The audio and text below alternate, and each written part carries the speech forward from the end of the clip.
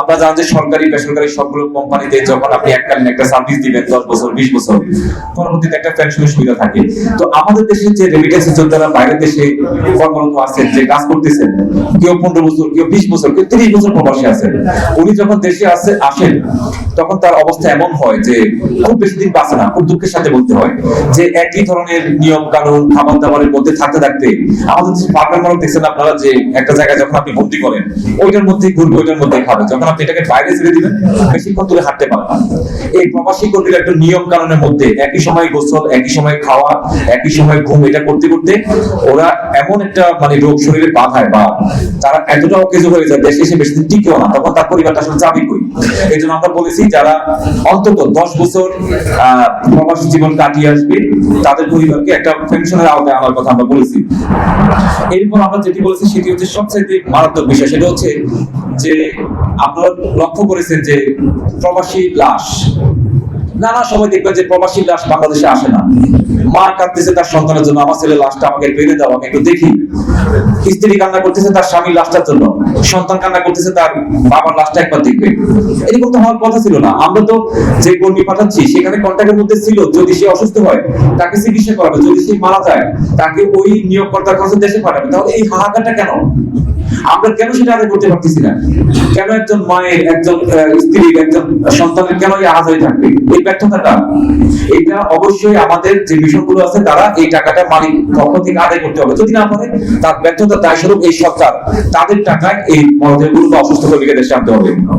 এই বলছে আমরা যেটি বলেছি যে এই যে প্রবাসীদের যে সমস্যাগুলো নিয়ে আমরা আজকে এখানে বসছি, আমরা এখানে কেন বসছি? কারণ প্রবাসীদের কথাগুলো শোনার মতো লোক নাই। আমরা তাদের মুখপাত্র হয়ে আজকে এখানে এসে আপনাদের সাথে কথা বলতেছি। প্রক্রিয়া সহজ করতে হবে এবং সকল ধরনের হয়রানি বন্ধ করতে হবে। 5, বাংলাদেশি মিশন সেবা। বিদেশে বাংলাদেশি মিশনগুলোতে প্রবাসীদের সম্মানজনক ও দ্রুত সেবা নিশ্চিত করতে হবে। 6, বেতন ও সুযোগ সুবিধা পর্যবেক্ষণ। প্রবাসী কর্মীদের কোম্পানিতে বেতন, আবাসন ও অন্যান্য সুযোগ সুবিধা পাচ্ছে কিনা তা বাংলাদেশি মিশনগুলো নিয়মিত পর্যবেক্ষণ করতে হবে। 7, ভিসা যাচাই।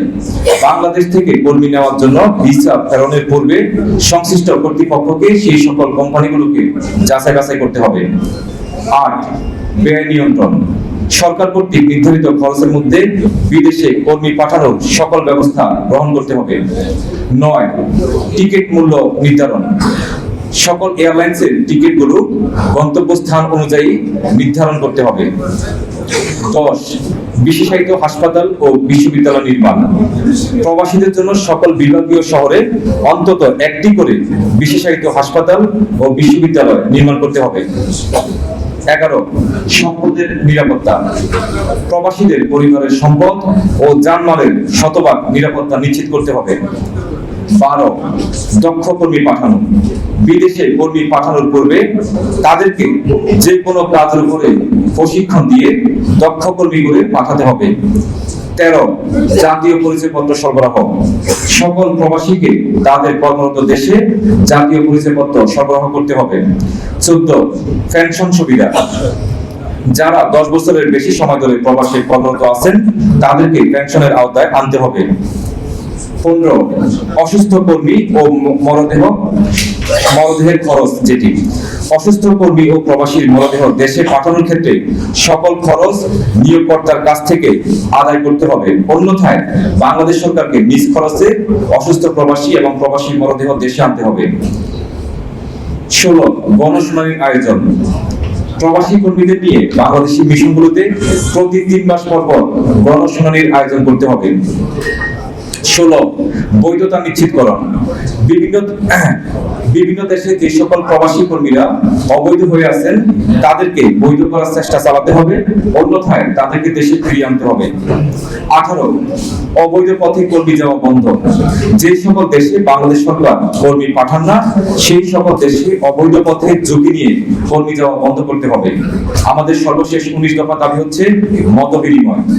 অভিবাসন খাতে কর্মরত সাংবাদিকদের সঙ্গে প্রতি মাসে অন্তত একবার প্রবাসী কল্যাণ মন্ত্রণালয়ের মাননীয় মন্ত্রী অথবা উপদেষ্টা যখন যিনি থাকুক না কেন তাকে মত বিনিময় করতে হবে।